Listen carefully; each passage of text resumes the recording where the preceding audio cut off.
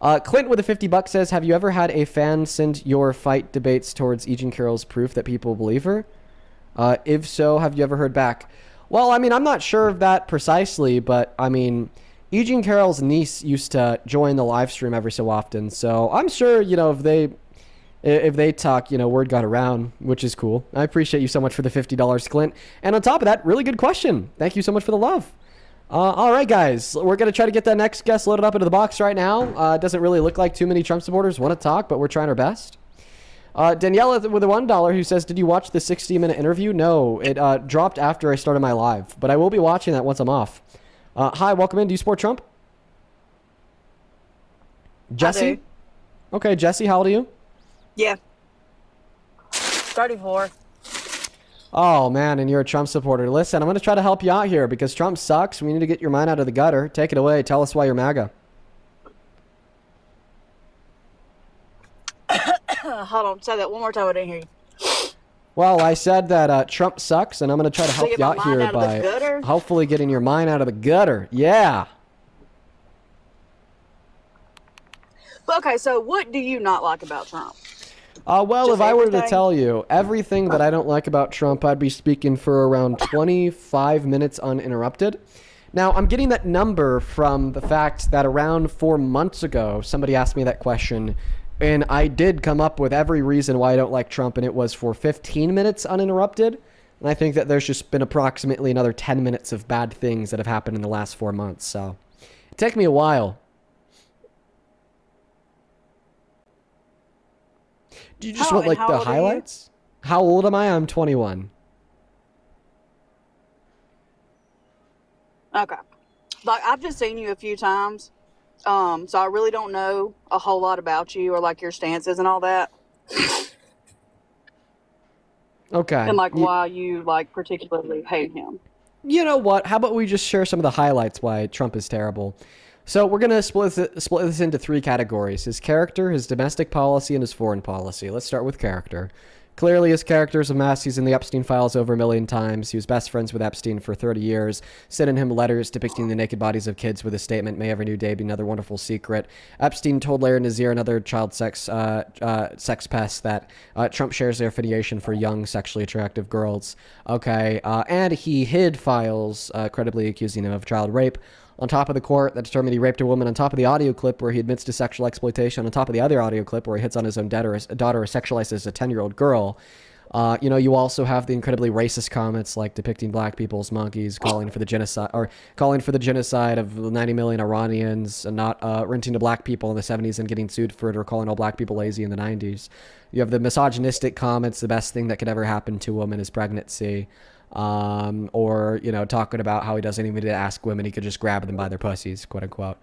Now his character's a lot worse than that. You also got the whole incessant liar thing. He told over 30,000 confirmed lies in his first year alone, with the largest lie ever told by a president, with that being the denial of the outcome of the 2020 election, which then also kind of plays into the whole narcissist thing, where you have. Sorry, I just saw something in the chat, where you have the fact that he thinks so highly of himself that therefore he couldn't possibly lose an election. So then when he did lose an election, he tried to install himself for a second term and void the voice and the vote of the people, and that was a mess. Now that's just a little bit about his character. There's a lot more. I don't want to go over everything. Of course, these are just the highlights. So let's move on to domestic policy. His domestic policy is absolutely atrocious. The Big Beautiful Bill was the most expensive bill ever passed. It also took 10 million people off of healthcare, 3 million people off of food stamps, and reduced the purchasing power for the working middle class, 154 million Americans in total. He also increased the price of healthcare by around 300% for 45 million Americans. That was another big issue. You also have terrible domestic policy in the sense that he inevitably overturned Roe v. Wade through SCOTUS appointments in his first term. That's resulted in 60 pregnant victims of rape per day being denied access to abortion in 10 of our 50 states.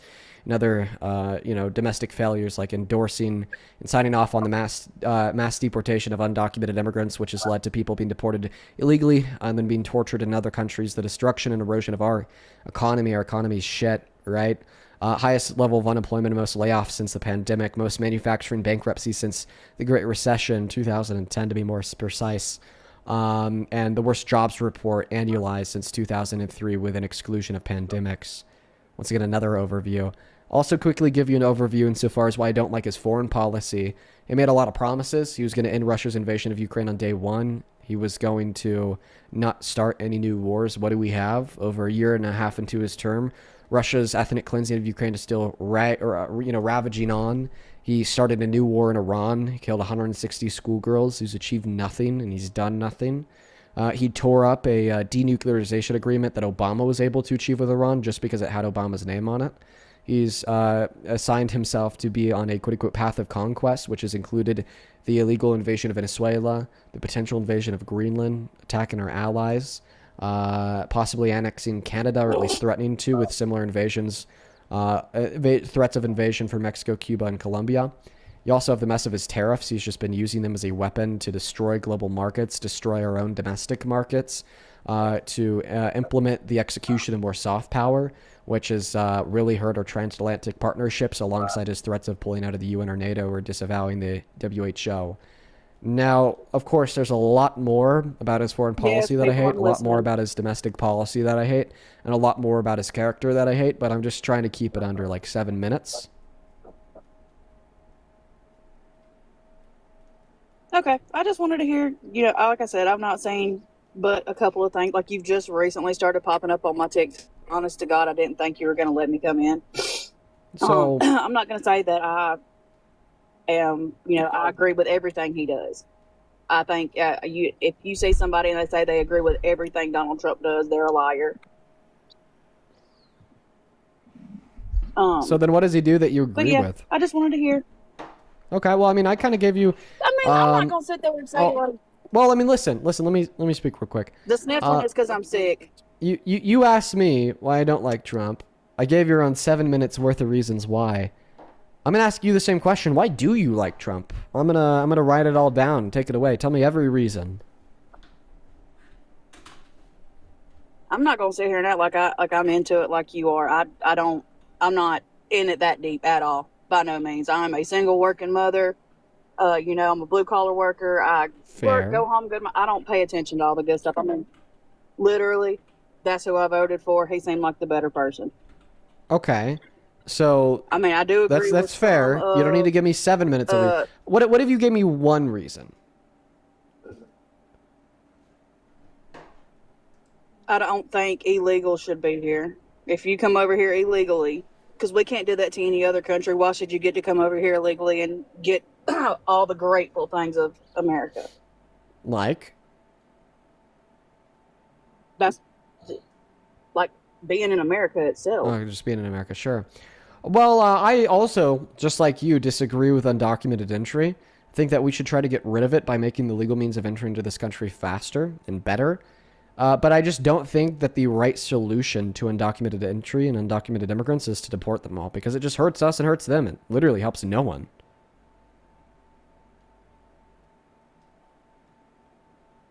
I mean, I know people, like I have an aunt, she's from Colombia. She came in legally, and I mean, she done it fine. There was no back and forth. She didn't have to do a whole bunch of bull crap and stuff like that. So that's why I don't see how it's so hard for every single person. I do not think that you should be able to just come over here and nothing be done to you. You should have to go back to where citizenship you're from. on average takes around 10 to 15 minutes to achieve. But how about this? Can you please tell me one positive outcome of mass deportation on this country?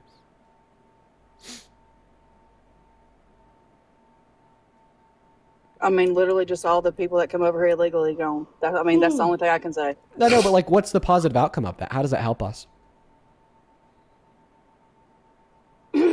Okay, but what are they doing good for the Did I country? say 10 to 15 minutes? You're coming 10 to over here 15 years, illegally. folks. My bad. Go ahead.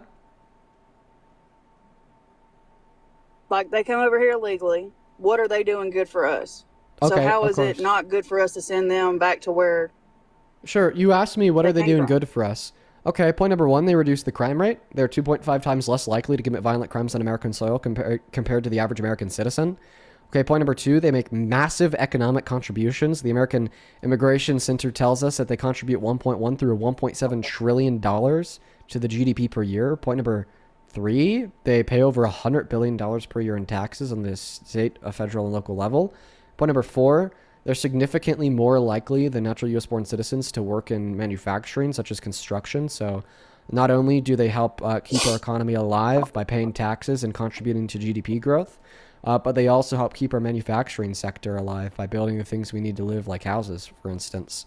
And then the last point I'll make The here is just by illegals? generally increasing the productive capacities of our economy, by giving us 8.4 million laborers and 11 million consumers, it really helps us out. So there's 6 ways undocumented immigrants make the country better. So they come over here, they're illegal, yet they pay taxes. How do they pay taxes then? With the use of individual taxpayer identification numbers, If they're illegal, shorthand would be ITIN. Undocumented immigrants pay or taxes with the use of stealing, ITINs. or stealing somebody's identity. Well, they are Do you not 3 know that they times do less that? likely to commit identity fraud than the average U.S.-born citizen. PNAS is my source for all crimes.